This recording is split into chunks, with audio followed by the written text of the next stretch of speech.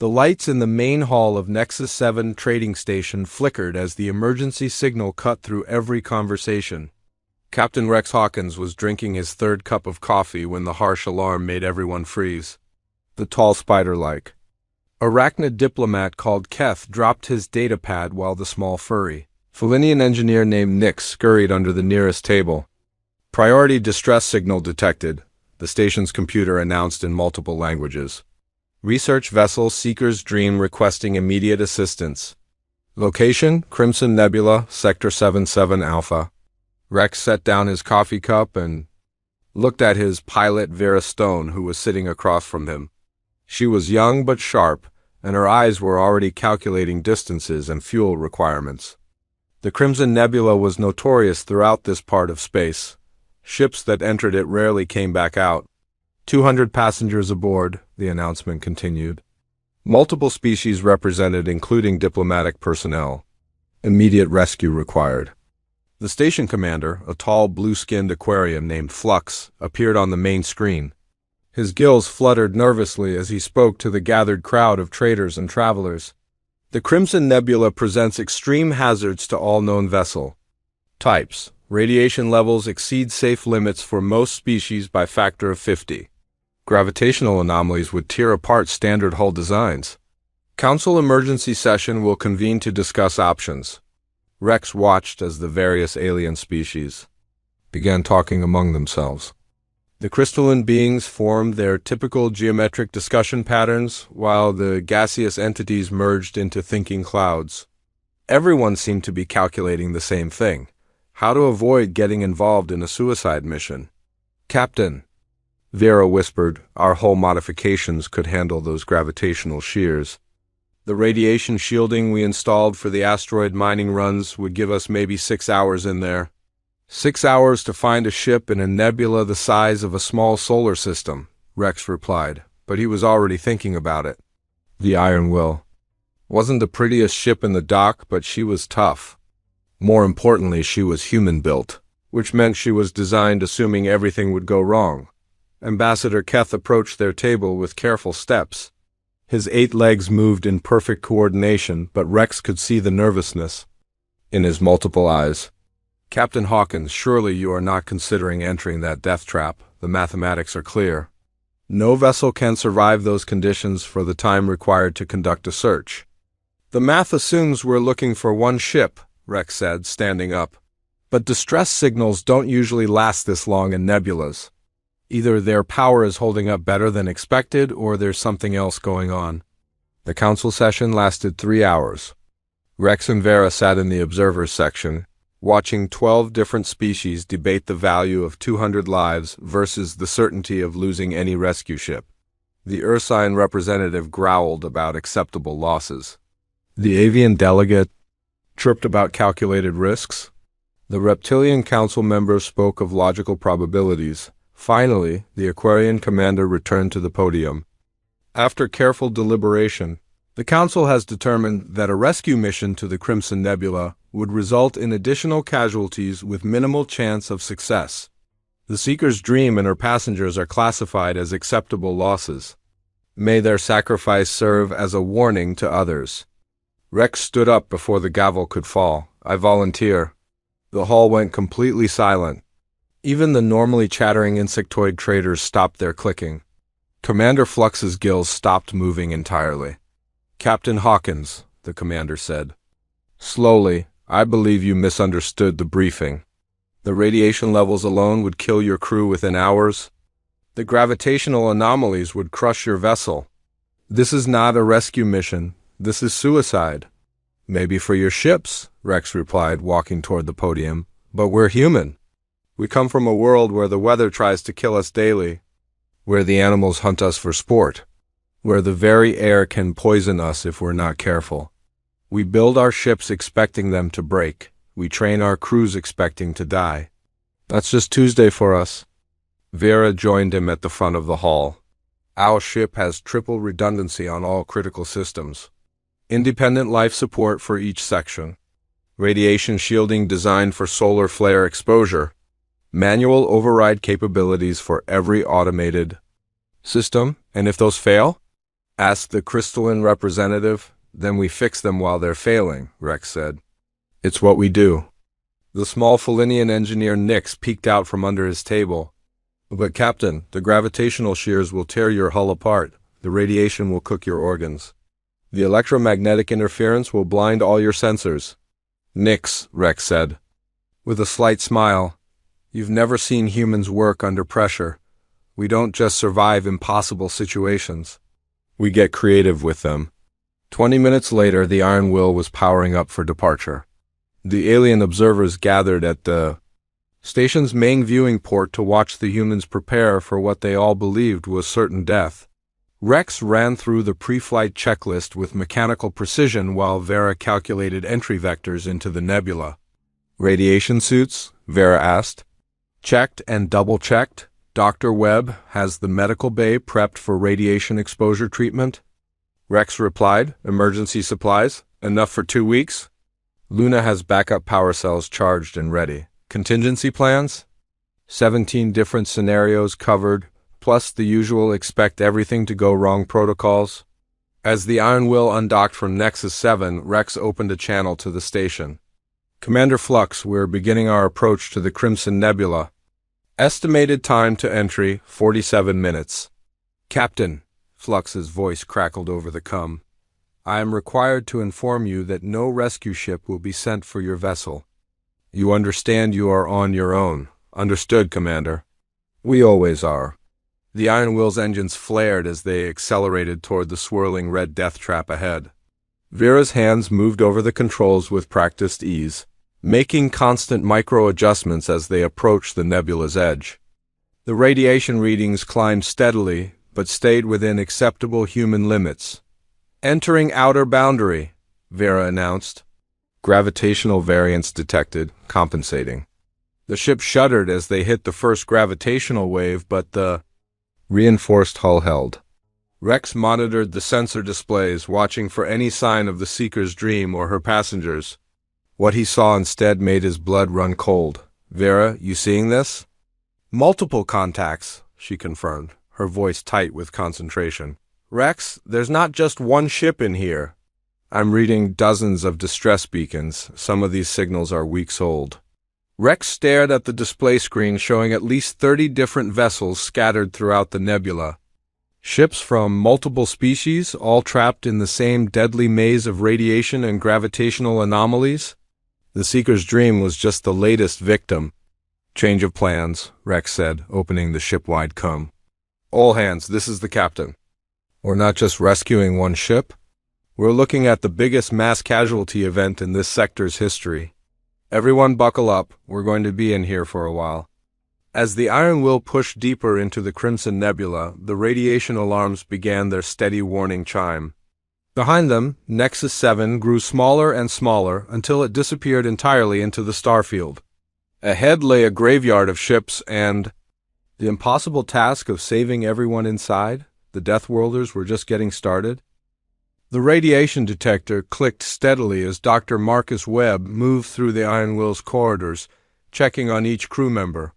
His medical scanner showed levels that would send most alien species into panic, but the humans were handling it with typical stubborn endurance. How are we doing, Doc? Rex asked as Webb entered the bridge. Radiation exposure is climbing but manageable. I've got everyone on rotation schedules to minimize long-term damage. Luna's working in 15-minute shifts in the engine room where it's hottest, Webb replied, checking his readings again. The good news is we can handle about 6 hours of this before we need to worry about serious cellular damage. Vera guided the ship between two massive gravitational wells, her hands steady on the manual controls.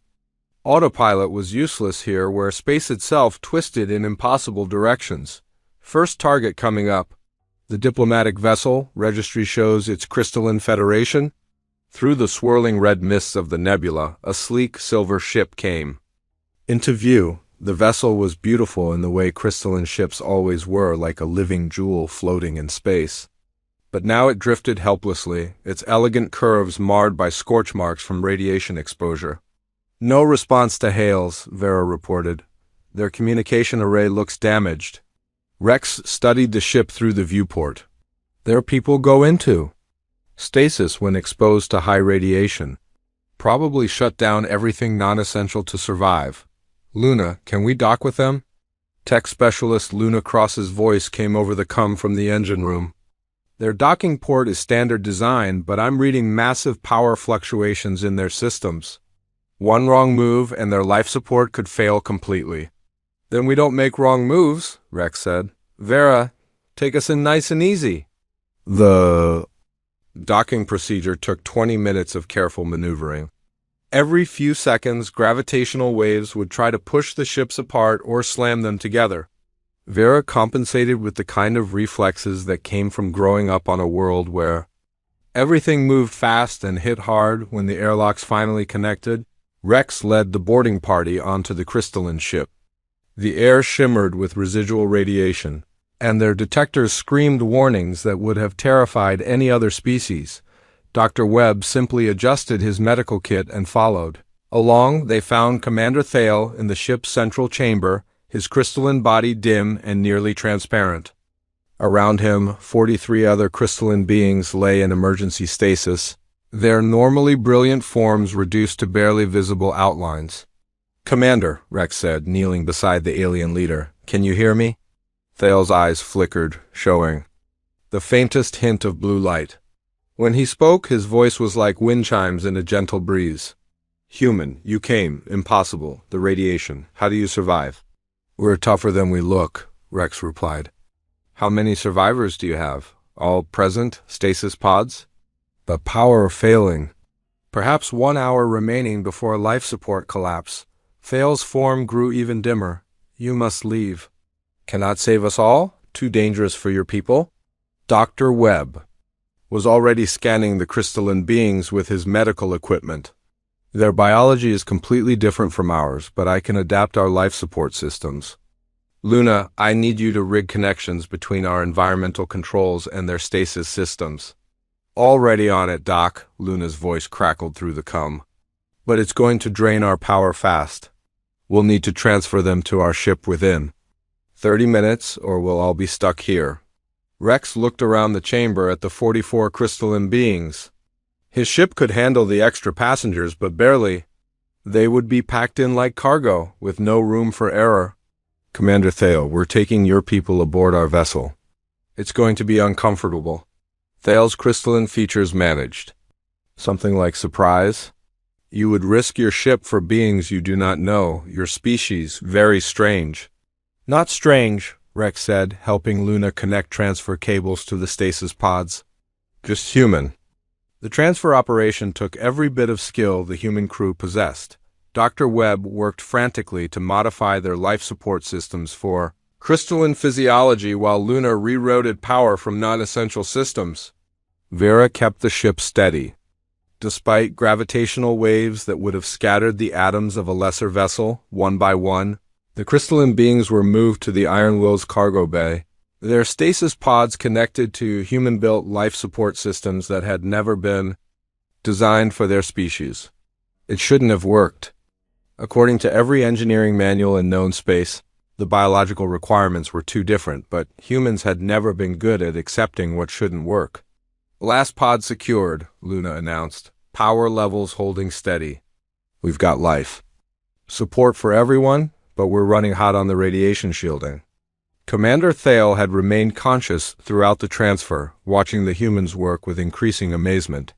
His people valued precision and perfection. These humans seemed to thrive on improvisation and chaos, yet somehow made it all function. Your crew, Thale said to Rex as they sealed the cargo bay. They work without fear of death. Oh, we're afraid, Rex replied. Fear keeps you alive. We just don't let it stop us from doing what needs to be done. Back on the bridge, Vera was studying the sensor readings from deeper in the nebula. Rex, you need to see this. I'm picking up movement patterns that don't match gravitational drift. Something big is moving around in there. Rex joined her at the sensor console. The readings showed massive energy signatures moving between the trapped ships in deliberate patterns. Whatever was in the nebula with them wasn't natural phenomenon. Life signs? He asked. Negative. But the energy patterns are consistent with predatory behavior. Like something hunting between the ships?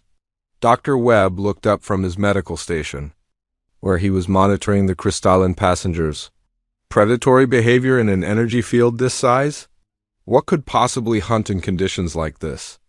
Luna's voice came over the com with a note of worry. Captain, I'm reading power drains from some of the other ships. Not equipment failure. Something is actively drawing energy from their systems. Rex stared at the display showing the scattered vessels throughout the nebula. Each ship represented hundreds of lives, crews, and passengers from dozens of different species. All of them trapped in a maze of deadly radiation while something hunted them. Change of plans, Rex announced. We're not just rescuing survivors. We're going hunting. Commander Thale's crystalline form brightened slightly. Captain Hawkins, you cannot engage an unknown predator in these conditions. Your people may be resilient, but even Deathworlders have limits. Commander, Rex said, checking the charge on his pulse rifle. You're about to learn that human limits are more like guidelines. Vera, plot a course to the nearest ship with active power signatures. If something's hunting in our neighborhood, it's going to learn why humans are at the top of Earth's food chain. As the Iron Will turned toward the next rescue target, massive tendrils of pure energy began emerging from the nebula's core. Whatever lived in the Crimson Nebula had noticed the newcomers, and it was curious about these strange beings who entered its territory without fear. The hunt was about to begin, but the predator was about to discover that sometimes the prey hunts back. Chief Gunner Tom Blake had seen combat on 12 different worlds, but nothing had prepared him for what emerged from the Crimson Nebula's swirling depths. Tentacles of pure energy, each one the size of a small ship, reached toward the Iron Will. With deliberate intelligence. Contact, Tom announced from his weapons station. Multiple energy projections approaching from bearing 27 Mark IV. They're not following gravitational currents. Navigator Zoe Park took over the helm while Vera worked the sensors. Zoe had a reputation for flying patterns that made other pilots sick just watching, but in the nebula's chaotic environment, her unconventional style was exactly what they needed. Whatever this thing is, it's huge, Vera reported. Core mass readings suggest something the size of a space station, but it's not solid. Pure energy formation with directed intelligence. The first tentacle reached the Iron Will and passed right through the hull like it wasn't there. Rex felt a strange, tingling sensation as the energy field swept through the bridge, but nothing else happened. The creature seemed confused. It's trying to drain our power, Luna called from engineering. But our systems are routing around the interference automatically. It can't get a lock on our power core.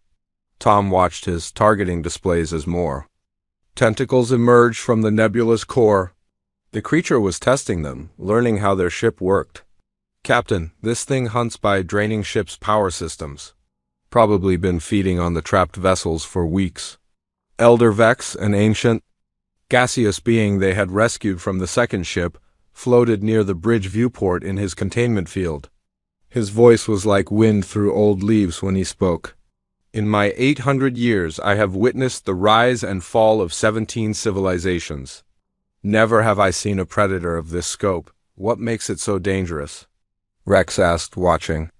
The energy tentacles weave around their ship in complex patterns. It learns, Elder Vex replied. Each ship it encounters teaches it new methods of attack. It has been studying spacefaring species for centuries, adapting to their technologies and defenses. Dr. Webb joined them on the bridge, carrying readings from their rescued passengers. The crystalline beings are stable, but I've been talking to some of the other survivors. This creature has been systematically hunting ships in this nebula for months.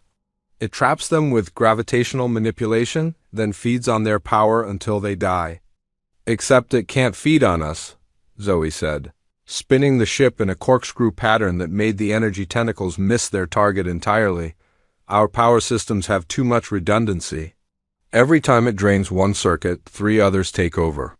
The creature suddenly changed tactics. Instead of trying to drain their power, it began creating gravitational wells around the Iron Will, trying to crush the ship between competing forces. Tom watched the hull stress readings climb rapidly. It's learning, he announced. If it can't drain us, it'll try to squeeze us. Then we teach it something new, Rex said. Tom, prepare mining charges. Zoe, I need you to fly us right at that. Things core. Sir?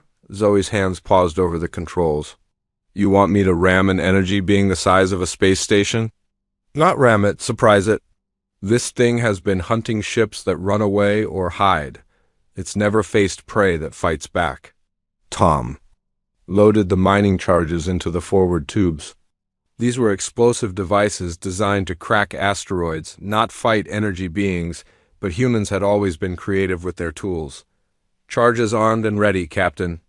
Elder Vex floated closer to Rex. Captain Hawkins, this creature has survived for millennia by being the apex predator of this region. You propose to challenge something that has never been challenged. That's the thing about humans, Rex replied. We specialize in doing things that have never been done before.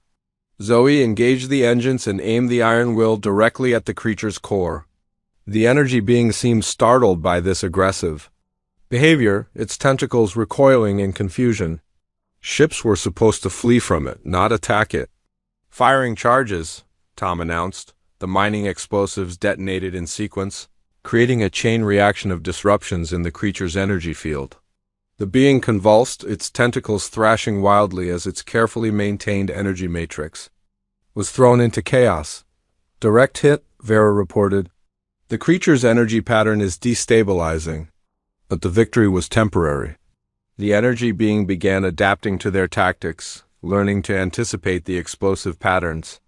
Its next attack came from multiple directions simultaneously, forcing Zoe to fly in 3 dimensions while Tom tried to target something that had no solid form.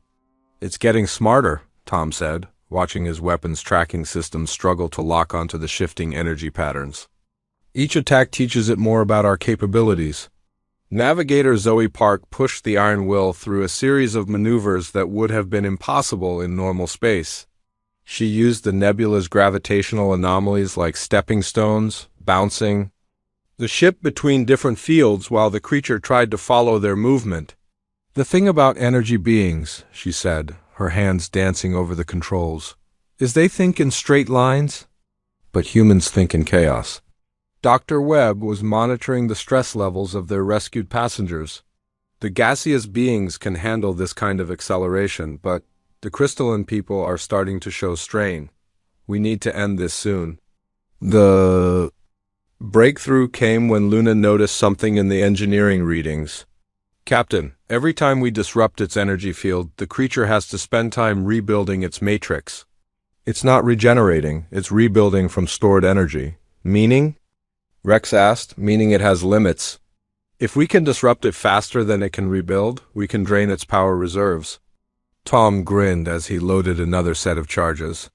So we don't need to kill it, we just need to tire it out. The next phase of the battle was unlike anything in recorded space combat history.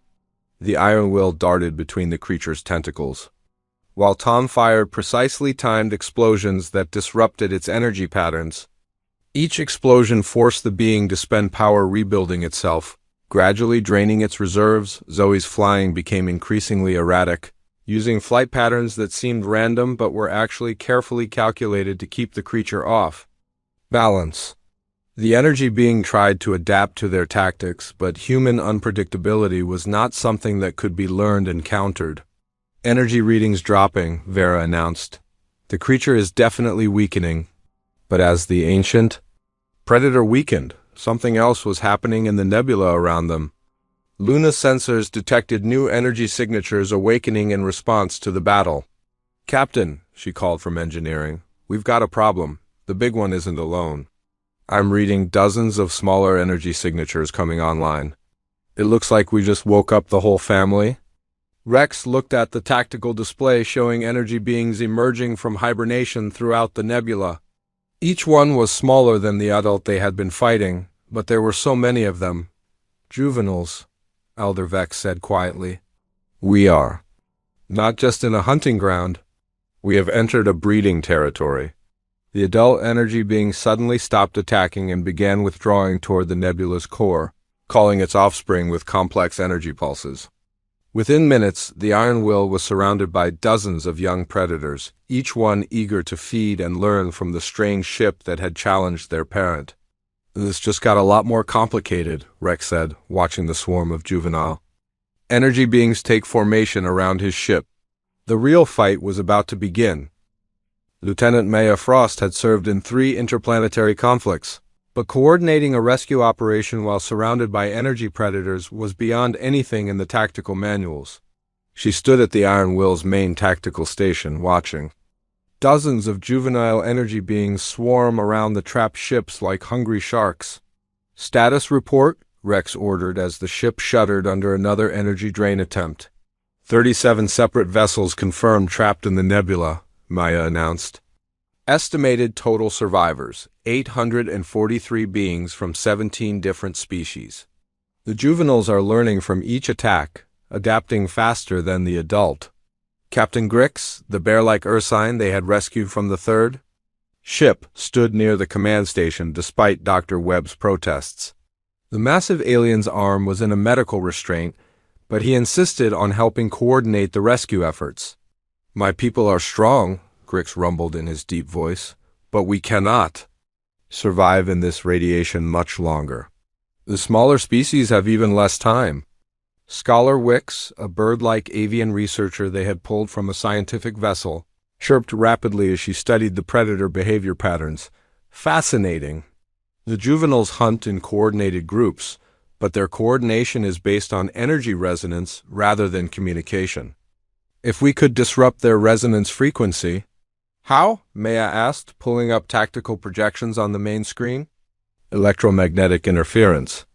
But it would need to be precisely calibrated to their energy matrix frequency." Luna's voice crackled. "Over the come from engineering. I can jury-rig our sensor arrays to broadcast interference, but I'll need exact frequency readings for multiple juveniles." Tom Blake was busy modifying their remaining mining charges when he looked up from his workstation. "That means getting close enough to scan them individually, real close." Rex studied the tactical display showing the swarm of energy beings moving between the trapped ships.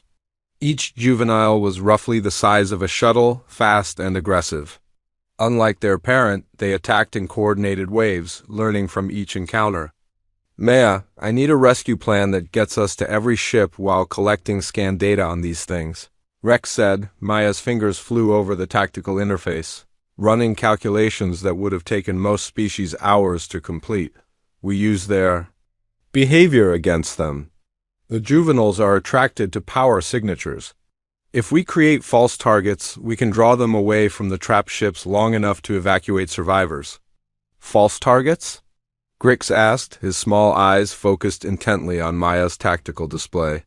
"Emergency beacons modified to broadcast power signatures that look like ship reactors.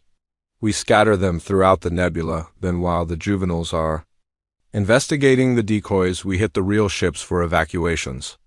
Scholar Wicks's feathers rustled with excitement. "Brilliant. You are using their predatory instincts as a distraction mechanism." Dr. Webb looked up from his medical station where he was treating radiation exposure in their rescued passengers. "How long do we have before the radiation exposure becomes critical for the various species?" "The Aquarian survivors have maybe 2 hours, Maya replied, checking her biological database.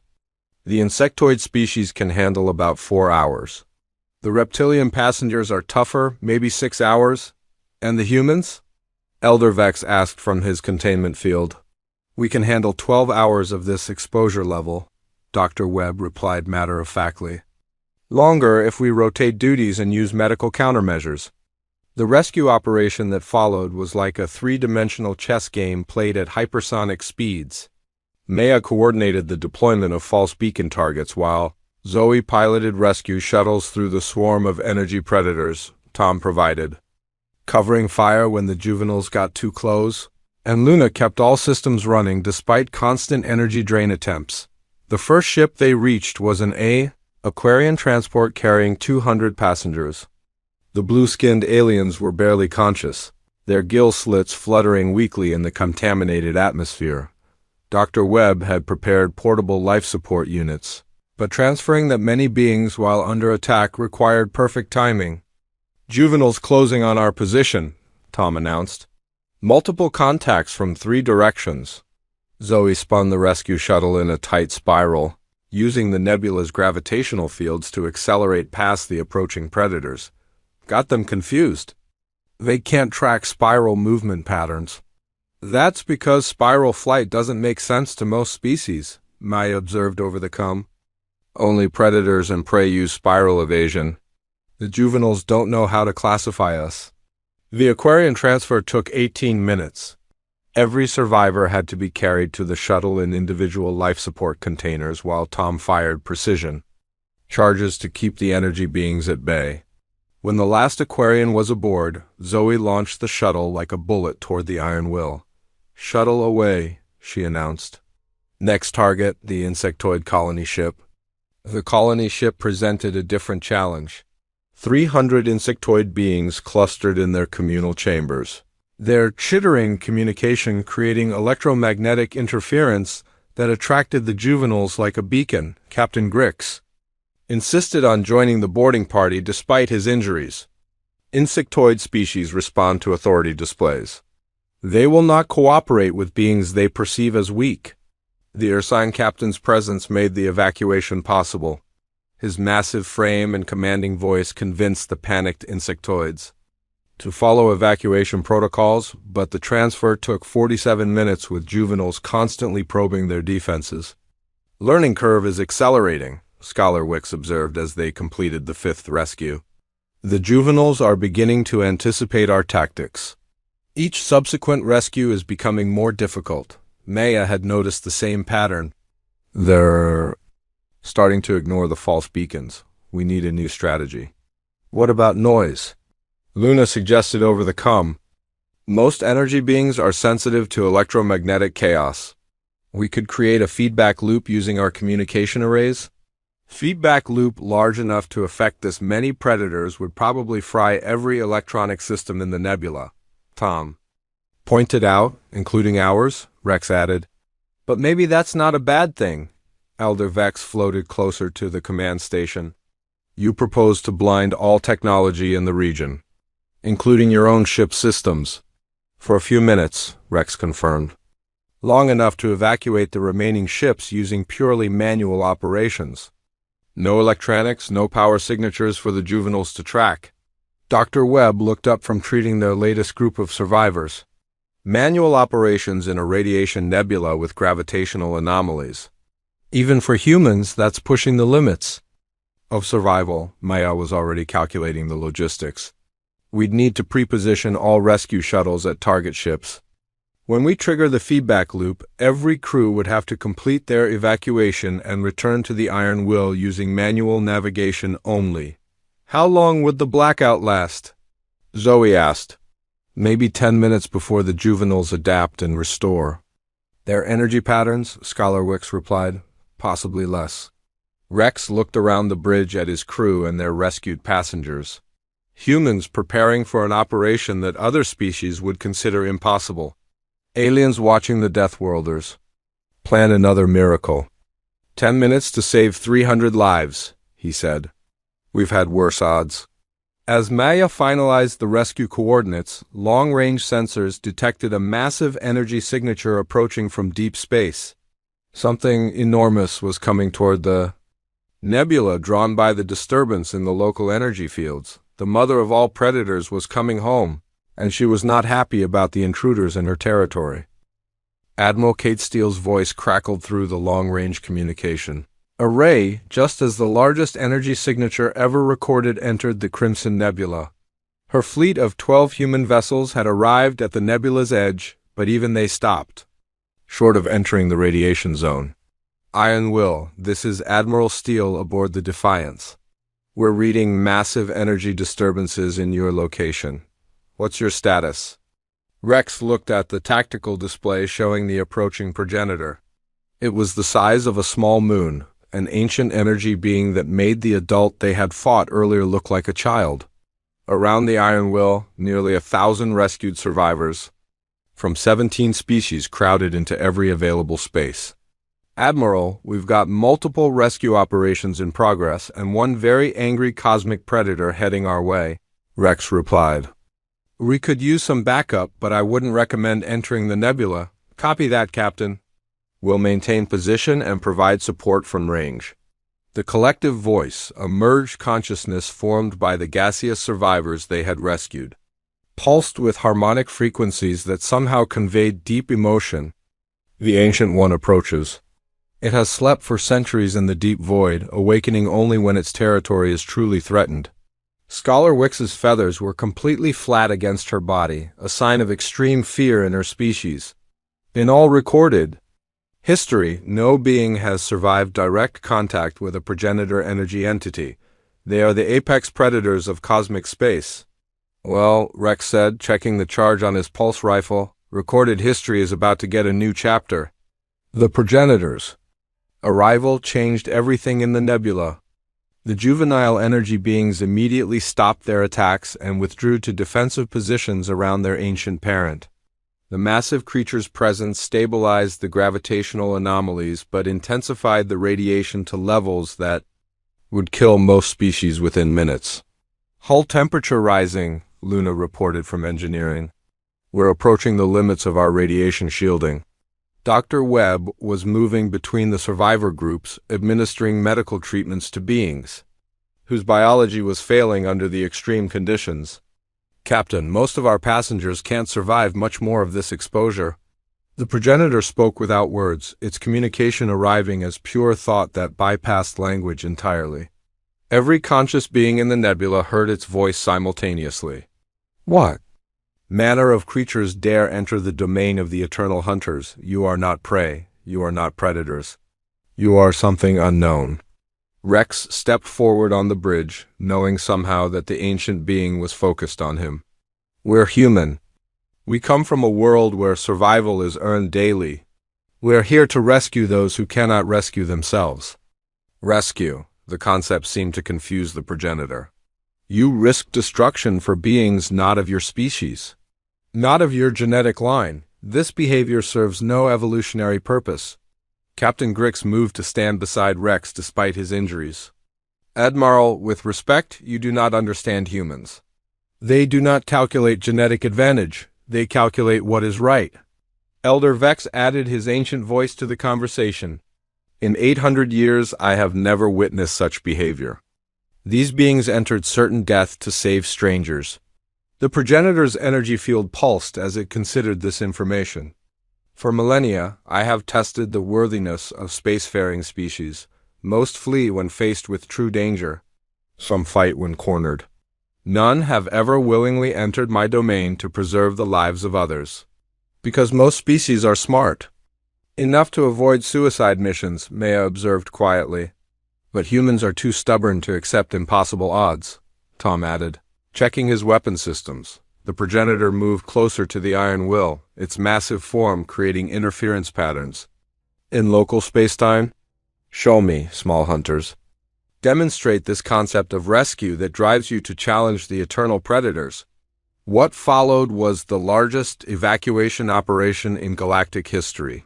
The progenitor watched as human crew members worked in conditions that should have killed them, carrying alien survivors through radiation levels that exceeded safe limits by factors of hundreds. They worked in shifts, rotating exposure, covering for each other when radiation sickness made thinking difficult. Zoe piloted rescue shuttles through gravitational fields that changed direction without warning. Her reflexes adapted to a world where the ground itself could shift beneath your feet. Tom provided covering fire against juvenile energy beings who still saw the evacuation as a hunting opportunity, his weapons modified with frequency generators that disrupted their energy matrices. Luna kept all systems functioning despite power drains, equipment failures, and radiation damage that would have crippled any other engineering crew. Dr. Webb treated 17 different alien biologies simultaneously, adapting human medical techniques to a species he had never encountered before. The progenitor observed everything. It watched humans carry beings 3 times their size through environments that should have been instantly lethal. It saw them jury-rig life support systems for biological requirements they didn't understand. It witnessed them risk their own lives repeatedly for creatures they had never met. This behavior pattern is unique, the progenitor announced to the assembled survivors. In all my testing of galactic species, none have demonstrated such protective instincts toward non-related individuals. Maya was coordinating the final evacuation when she looked up at the ancient entity. It's not about genetic relationships. It's about being decent people. Decent. Another concept the progenitor had never encountered. Explain this term. Rex answered while helping load the last group of crystalline survivors onto a shuttle. It means doing the right thing even when it's dangerous. Even when it costs you. Even when nobody's watching. The evacuation took 6 hours. By the end, every human crew member was suffering from radiation exposure that would require weeks of medical treatment. Their ship was damaged, their supplies depleted, and their equipment functioning on backup systems, but they had saved every single survivor. The progenitor's final communication came as the human rescue fleet began receiving evacuated survivors from the Iron Will. I have tested countless species across the galaxy, seeking beings worthy of surviving cosmic predation. Most fail through cowardice. Some fail through weakness. A few fail through excessive aggression. And humans? Elder Vex asked. Humans do not fail, they do not succeed. They transcend the test entirely by refusing to accept its premise. The ancient being's energy field began shifting toward departure frequencies. For the first time in my existence, I have encountered a species that hunts predators not for dominance, but for protection of others. Admiral Steele's fleet moved into formation as the progenitor prepared to leave the nebula. Captain Hawkins, you've got every species in this sector asking the same question. How did you convince an ancient cosmic predator to let you go? Rex looked around the Iron Will's bridge at his exhausted crew and their rescued passengers. Humans who had pushed themselves beyond all reasonable limits because saving lives was just what humans did. Aliens who would never again think of Earth's children as merely another spacefaring species. We didn't convince it, Admiral. We just showed it what humans are really like. The progenitor's parting message reached every ship in the rescue fleet. The testing grounds are closed. These beings called humans have proven that worthiness is not measured by the ability to survive predation, but by the willingness to face it for others. Let it be known throughout the galaxy that Earth's children are under the protection of the eternal hunters. 3 days later, at Nexus 7 trading station, the rescued survivors gathered for a formal ceremony. The collective voice of the gaseous beings spoke for all 17 species when they addressed the Galactic Council. We propose the immediate formation of the Emergency Response Corps, with humanity as the lead species. They have proven that impossible rescues are merely Tuesday morning for Deathworlders. Captain Rex Hawkins received a message from Earth Fleet Command as the ceremony concluded. Mission accomplished. Next assignment ready when you are. Because for humans, saving impossible lives wasn't heroism.